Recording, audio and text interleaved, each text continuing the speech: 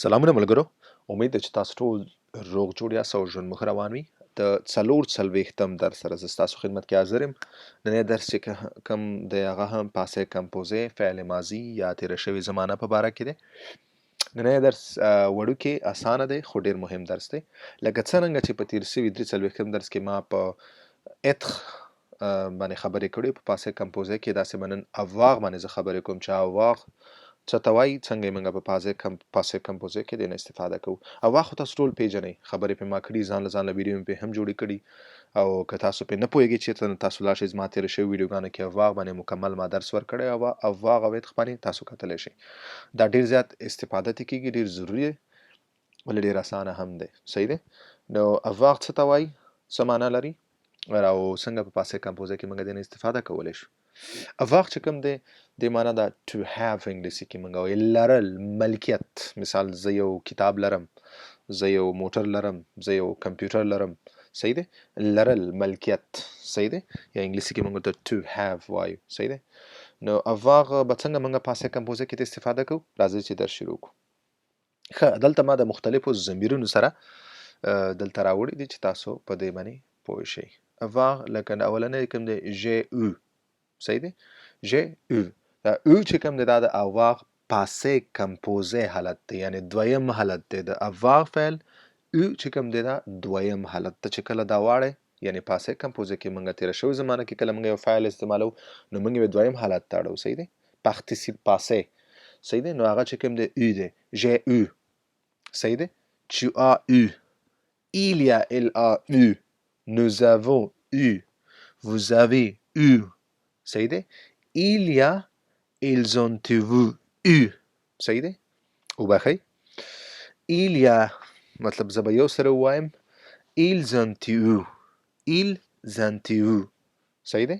زه بیا تکرارم، j'ai eu، tu as eu، il y a، elle a eu، nous avons eu، vous avez eu، ils ont eu. صحیح دی. ils ont eu. صحیح شو.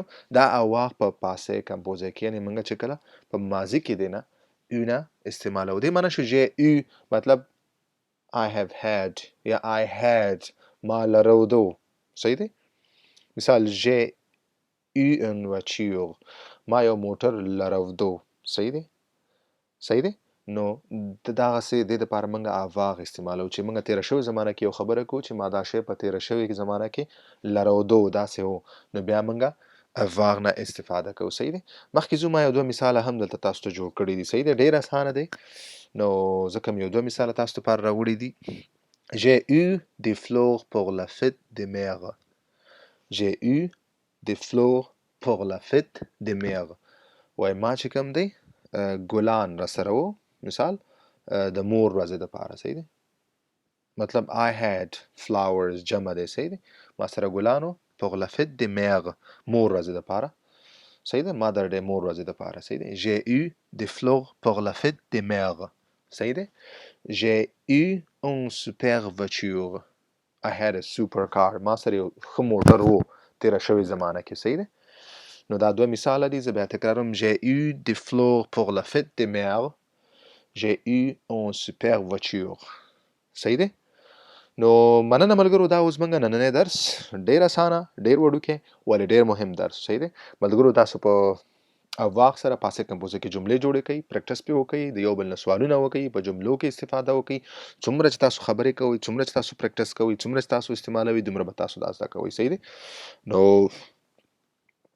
ملګرو، بل که تاسو دې ویډیوګانو په باره کې څه پیشنهاد لرئ، څه مشکل لرئ، ستاسو څه نظر نو تاسو ما لازمه په یوټیوب چینل نقیب شارق، هلته تاسو په کمنټ برخه کې خپل میسج ماته پرېښودی شي او په آینده کې په هغې باندې زه ویډیو جوړولی شم. د فرانسوي نه علاوه که ستاسو هم نور څه مشکل وي، نو ماته تاسو پرېښودی شي، په هغې به زه ویډیو جوړوم.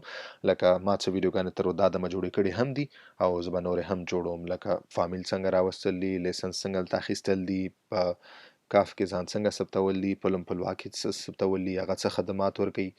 دلته نور څه کوم مهاجرو دپاره چې کوم د فرانسې دولت کوم قوانین دي، په هغه ټولو به زه تاسو ته ویډیوګانې جوړوم، تر څو تاسو پوه شئ او خپل مشکلات حل کړئ.